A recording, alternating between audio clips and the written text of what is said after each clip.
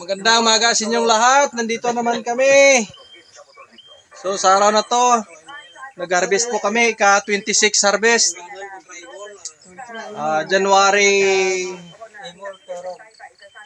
3. January 3. January 10. January 10 pala. So kami po ay nag-harvest. Kakunti na lang. Sika 27 harvest, 26 harvest po namin.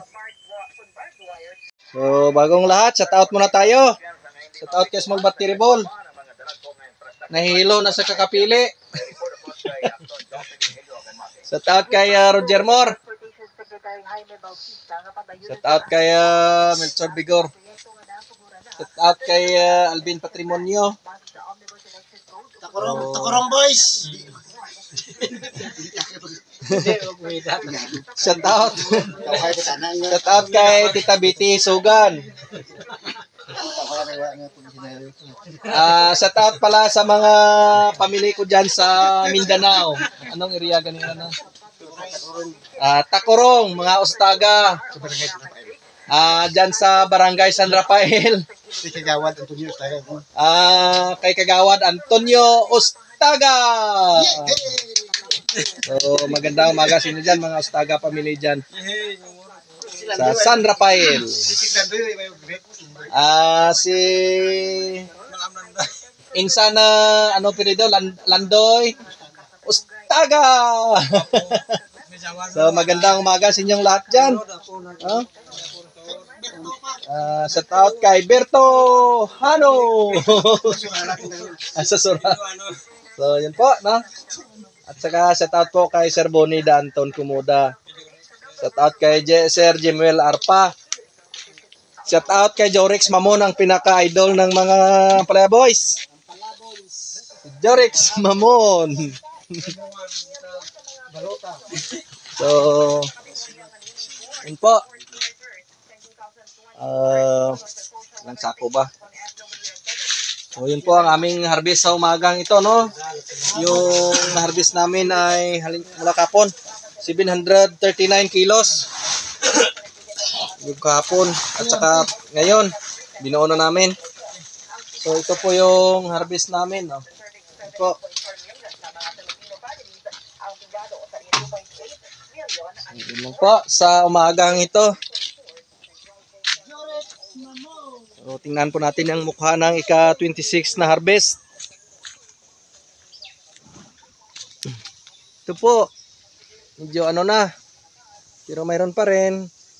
Kaya pa hanggang 13 harvest siguro to. Pero konti-konti na lang. Yun po. Makikita po natin. Mayroon pa rin. Ito paano.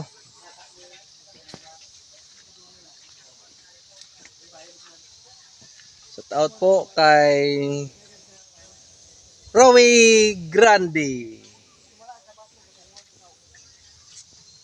At saka kay Randy Grande nga gwapo. Shout out po. Shout out kay Singsing Ostaga. Shout out kay Ronald Ostaga. Shout outin po kay Ma'am Nancy Giliergan. Ate, good morning. Love you. Kay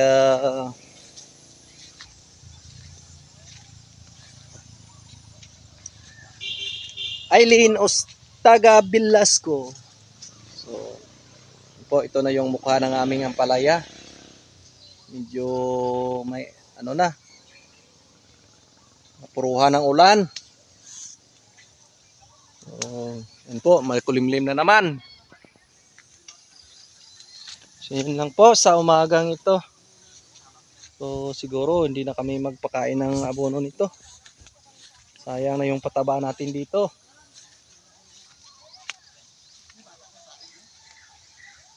So, pero may ma-harvest pa rin tayo.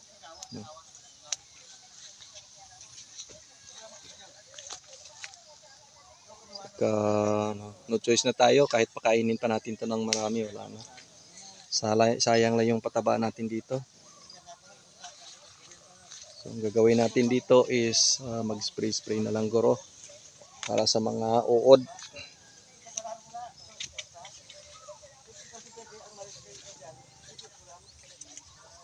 Yun po sa umagang ito.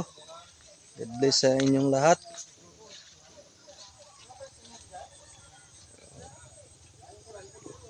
Yun po. God bless.